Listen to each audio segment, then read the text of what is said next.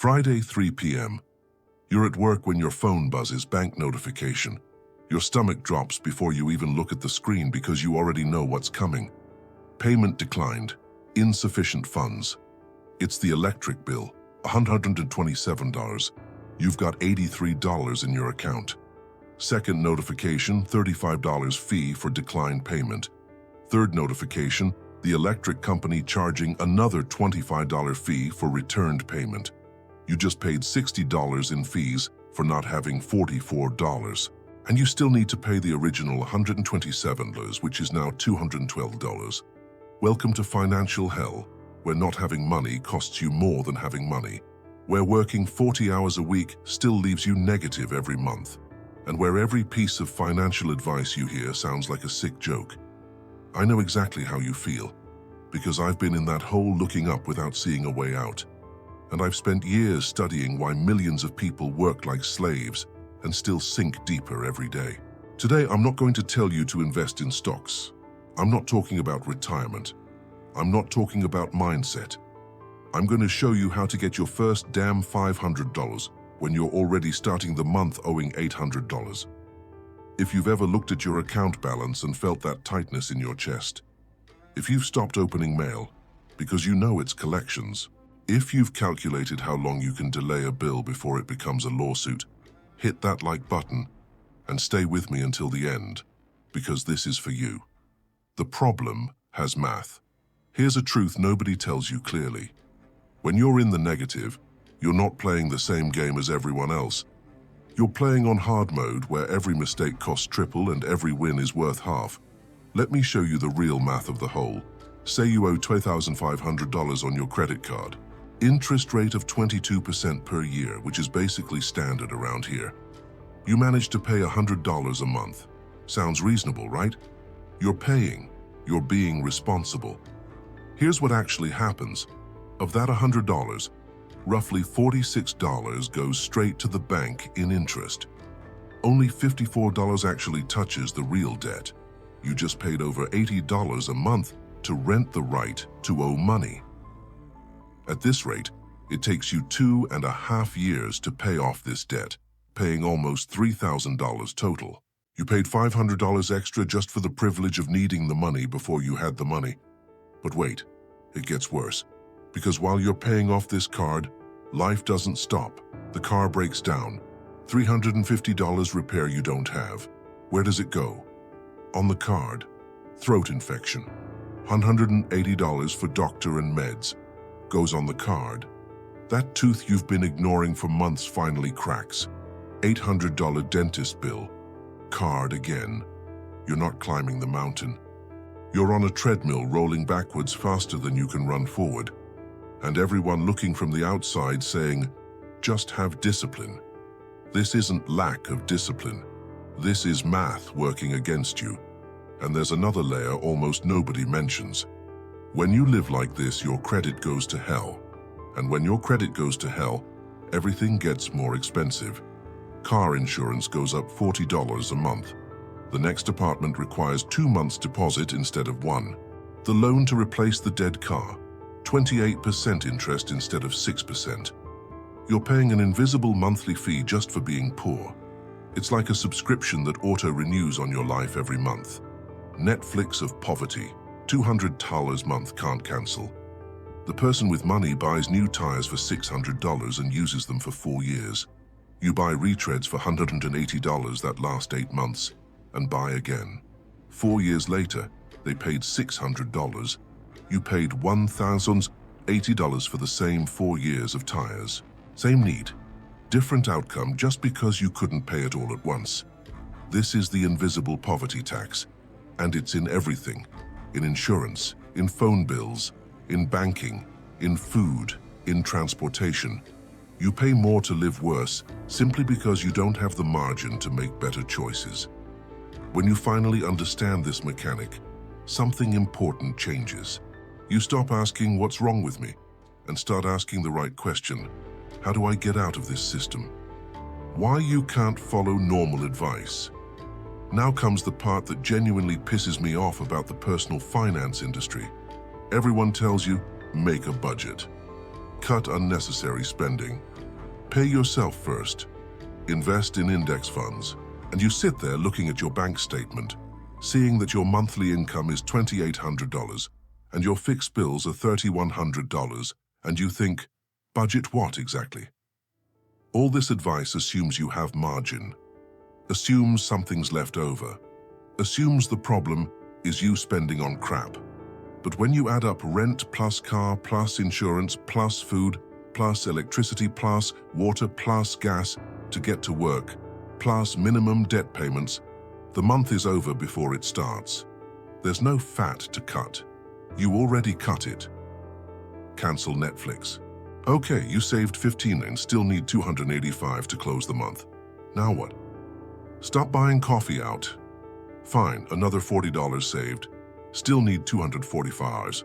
Next advice? Cook at home. You've been cooking rice and chicken for 3 weeks straight. Next, the truth nobody wants to admit is that when you're truly in the hole, the problem isn't behavior, it's math. You don't have a spending problem, you have a lack of money problem. And here's the dirtiest psychological trick of all. When you live like this long enough, your brain changes modes. Studies show that constant financial stress reduces your cognitive capacity by the equivalent of 13 IQ points. It's like being permanently drunk making decisions about your life. You're not thinking strategically because your brain is too busy putting out fires. How do I pay this bill? How do I get to work if the tank is empty?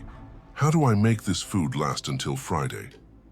This consumes all your mental energy. That's why you sometimes make decisions that seem stupid from the outside. Take that payday loan at 400% interest. Buy the fast food instead of cooking. Ignore preventive car maintenance. It's not because you're dumb. It's because your brain is overloaded trying to keep you alive today. It's completely shut down worrying about 6 months from now. People with money have the luxury of thinking long-term because the short term is already solved. You don't have that luxury. You're playing blindfolded chess while someone screams in your ear and your chair is on fire. So when someone says just have discipline, why, what they're really saying is just have privileges you don't have. Before we get to the solution, let's do something. If you're tired of this rigged system, hit that like button right now. And comment one thing.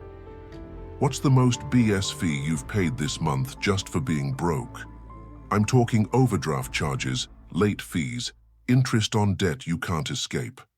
Let's put it all on blast because the more people see this isn't their fault, the more people can actually fight back. Now here's how you start. How to get your first $500 from nothing. Okay, enough diagnosis. Time for surgery. If you're really in the hole, like starting the month owing money, you don't need investment advice, you need money. Real money in the account as fast as possible, not in 6 months, now. Here are the strategies that work when you're starting from absolute zero. None of them are glamorous, none will make you rich, but all will give you air to breathe. Strategy 1, the emergency sale. Look around your house right now. Seriously, stop and look. You have stuff worth money that you haven't used in months. That video game collecting dust. The bike in the corner of the garage. The tools you bought for a project and never touched again. Brand name clothes that don't fit anymore. Books. Old electronics. I'm not talking about selling things you need. I'm talking about converting dead assets into live cash. List everything on Facebook Marketplace, Craigslist, OfferUp. Don't price to make money. Price to sell today. That item worth $100. List it for $60. Someone will pick it up today.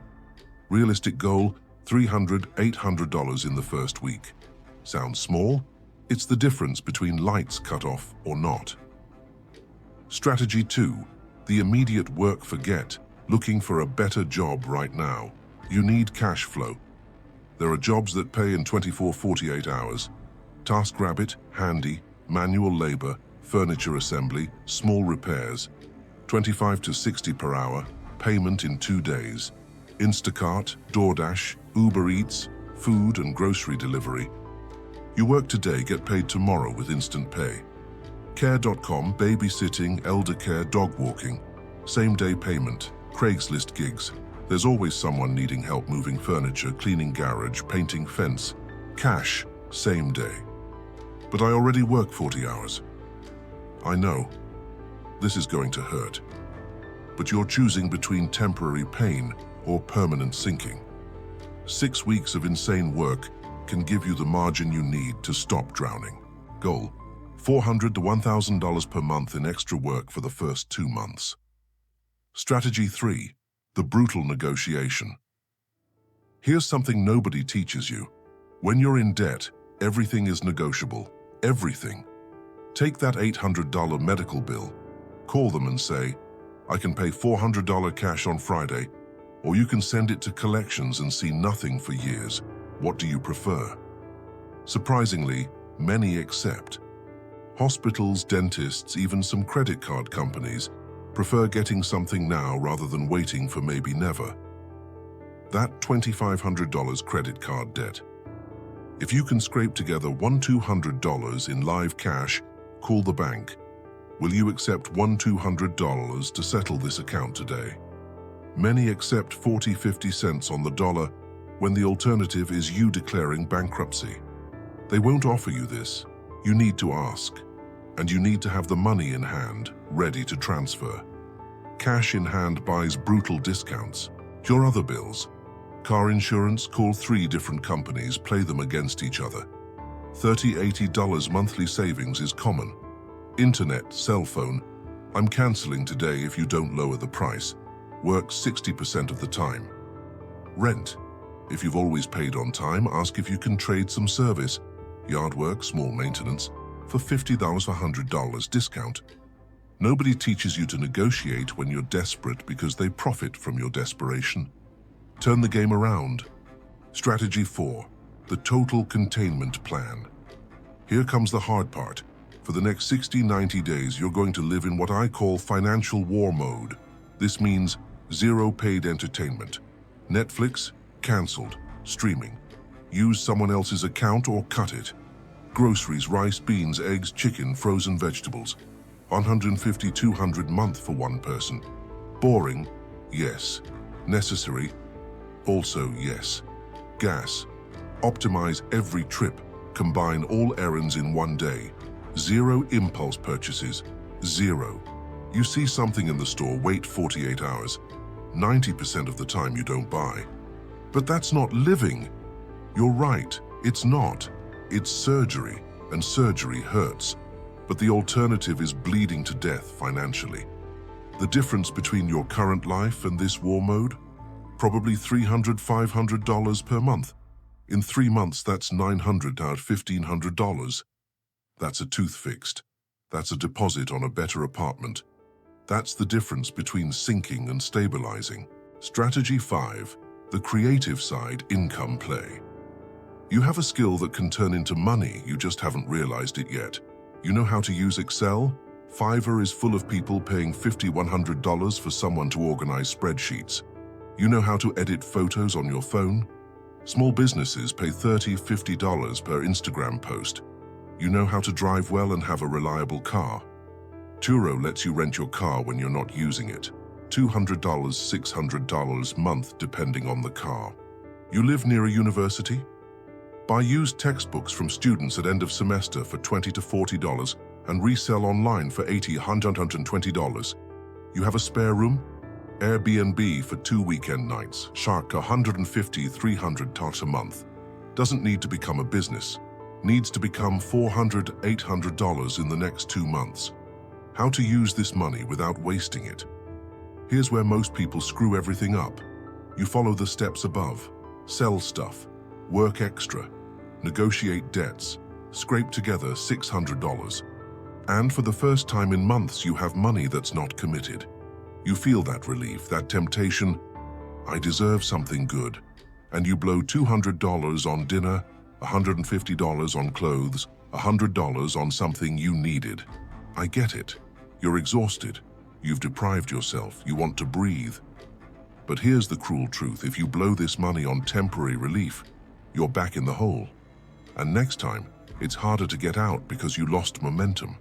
This first money isn't for spending. It's to protect you. Rule 1. Stop the bleeding first. Your first goal is to eliminate active hemorrhaging. That $35 fee you pay every week because your account goes negative? That is priority 1. Keep $100, $200 sitting in your checking account. Don't touch it. Leave it there, creating a barrier between you and overdraft fees. Those $150 sitting there will save you $140 per month in fees. That's a 93% monthly return investment.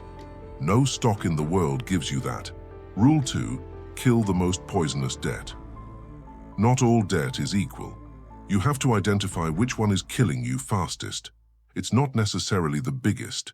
It's the one that has the highest interest. Store card at 29%, that one first.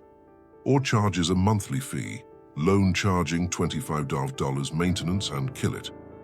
Or threatens an essential asset, car loan that can be repossessed. Priority. Take half the money you scrape together and destroy one debt completely. Don't spread $50 across each one.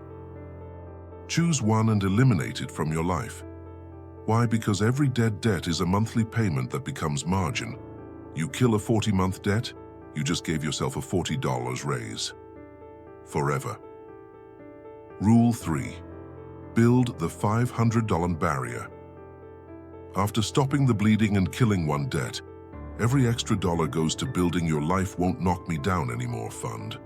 $500 seems like nothing, but $500 is the flat tire not becoming debt, the doctor visit not becoming collections, the traffic ticket not becoming a warrant, the small repair not becoming a giant repair.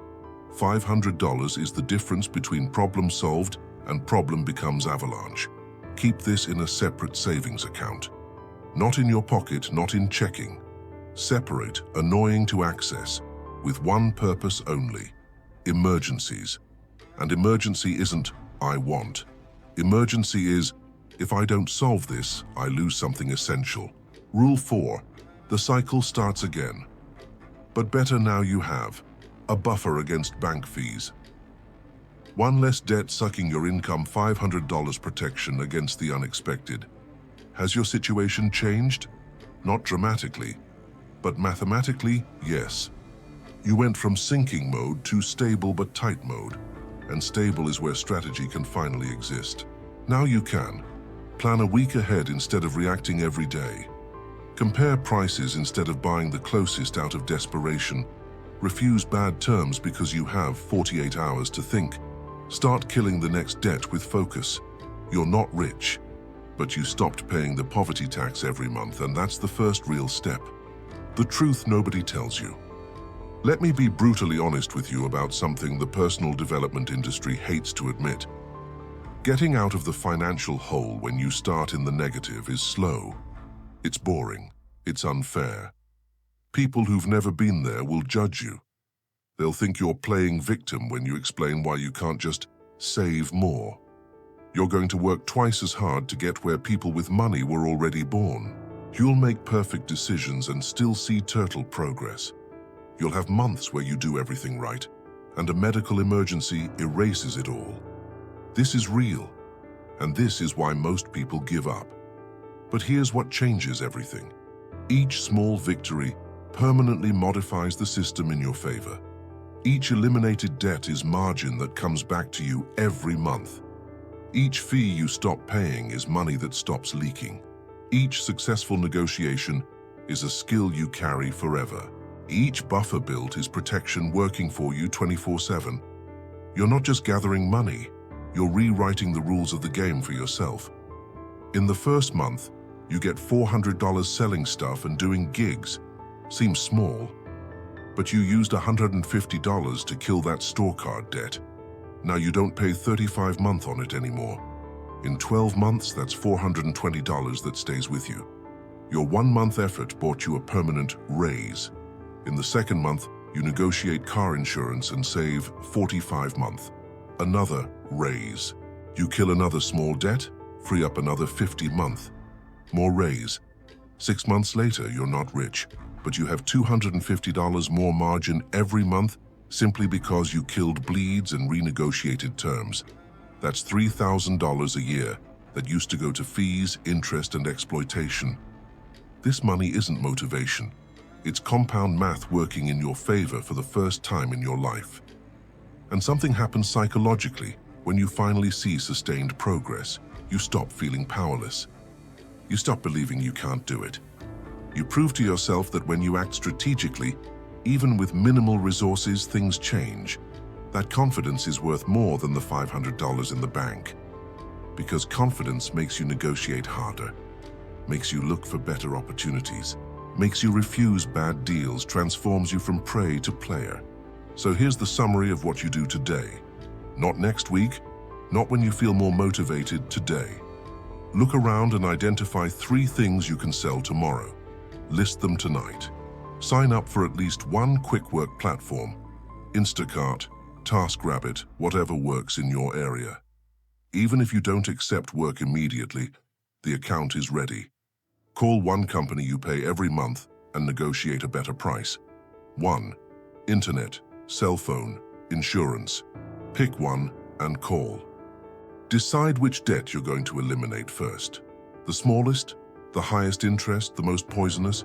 Choose and commit.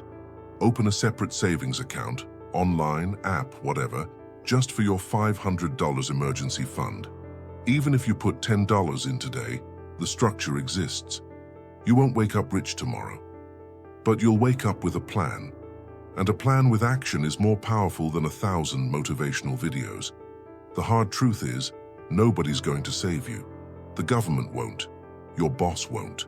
The economy won't. But you can give yourself the chance to breathe, and breathing becomes space, and space becomes options, and options become freedom. It's not fast. It's not fair, but it's possible.